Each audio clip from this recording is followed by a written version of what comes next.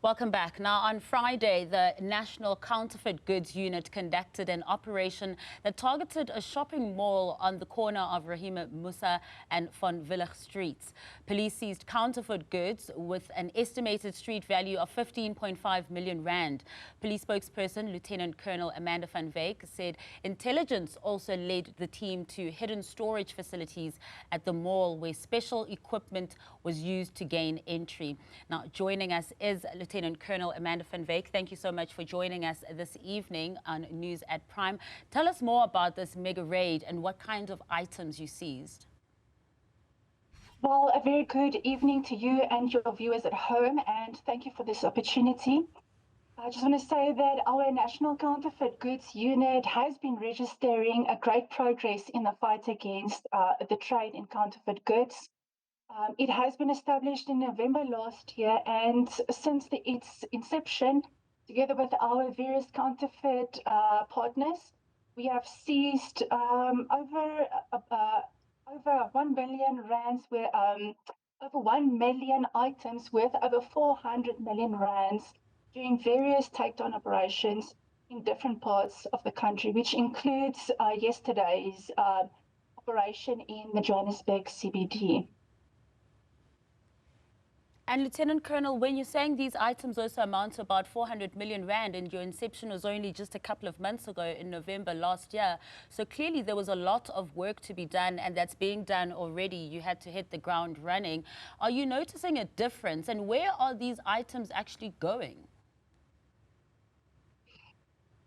Like I indicated, that we are making great progress in the fight, and it is an ongoing effort, a dedicated and a coordinated effort to address the trade in counterfeit goods. It is, I don't even want to mention, it's day after day, week after week, month after month that we are having these operations. Like I said, it's been happening in Gauteng, the Western Cape, the Northwest Province. And you see, these items include items such as your watches, perfumes, sports apparel. These items are entering our country through land and sea borders, but it's also being manufactured on home soil. I do not know if you are having information in terms of our operation of last week, where we are categorizing it as our largest seizure in terms of items used in the manufacturing of counterfeit goods, where we have seized last week, also in the Johannesburg CBD, over 6 million rands worth of counterfeit goods, which included also these equipment such as silk screening, embroidery, and sewing machines and overlockers. And also you're mentioning there, Lieutenant Colonel, that some of these items are brought in from our borders, but some of them are actually manufactured here at home on South African soil as well. What happens to those who are perpetrating these crimes as well? When you're seizing those goods as well, are you also making arrests too? Well, since the inception of this National Counterfeit Goods Unit, we have arrested 110 suspects, which also includes both documented and undocumented foreign nationals of different countries. If I can just name a few, these suspects are from China, Malawi, Zimbabwe, Mozambique, Lesotho, just to name a few of them. And they are being arrested for both the possession and for the in counterfeit goods, as well as for the contravening of the Immigration Act. And also earlier when you were mentioning, you know, one of these big operations as well, the one we're talking about on Rahima Musa Street on Friday, I mean, 18,000 shoes that were seized, sportswear, handbags, caps, you were mentioning watches earlier, perfumes, but even sanitary towels. Yes, so the aim of the South African Police Service is to enforce the law, but it is also to protect the integrity of legitimate businesses, as well as to protect the public health and safety. And you know, these items have not been tested rigorously as the original products. So these items, as you say, the sanitary towels that we have seized, have not been tested against the standards that's been set. So they pose a health and safety risk for consumers. And with that being said, what message would you have to consumers? Because will consumers even know if they're buying counterfeit goods, if they are being sold in these businesses that are on main streets, in shopping malls as well, in shopping centers? How is a consumer to know? Well, I want to say that there is an increased demand for cheaper versions of well-known branded merchandise due to the current economic climate.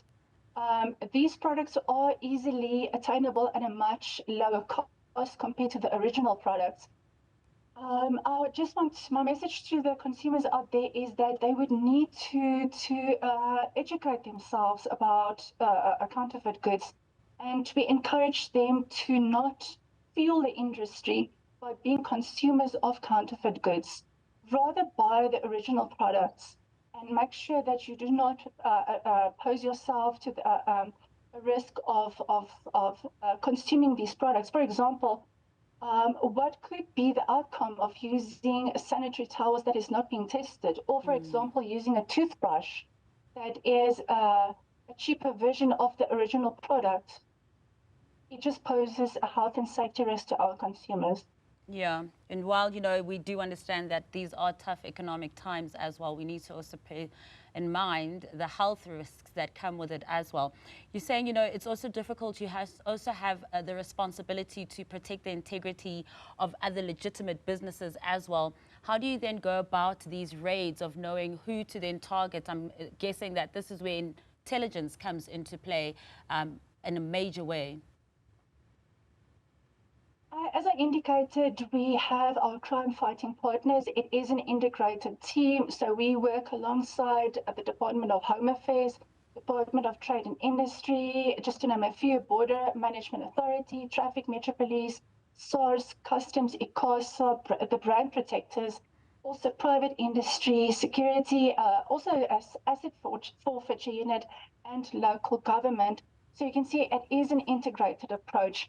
And each of these partners have a mandate to execute at these operations. These operations are preceded by extensive investigation, which I do not want to divulge the detail of it, but it's preceded by thorough investigation, intelligence, whereupon then we obtain a search and seizure warrant in terms of the Customs and Excise Act.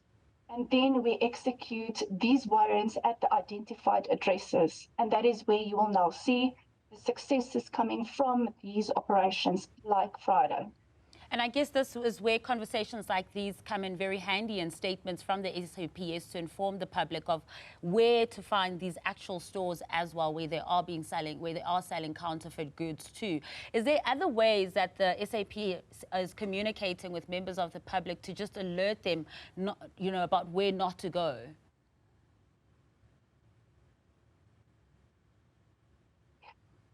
You see extensive awareness, even just the media coverage on our successes is a great platform of creating awareness in terms of counterfeit goods.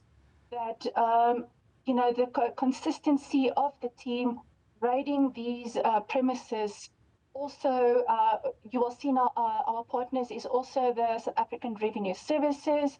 They also assist these businesses with what is required to start and run a legitimate business in our country. So besides it being an operation, it is also coupled with awareness within the public domain, as well as these businesses are running in our country. Well, all the best to you and your unit, and thank you so much for joining us.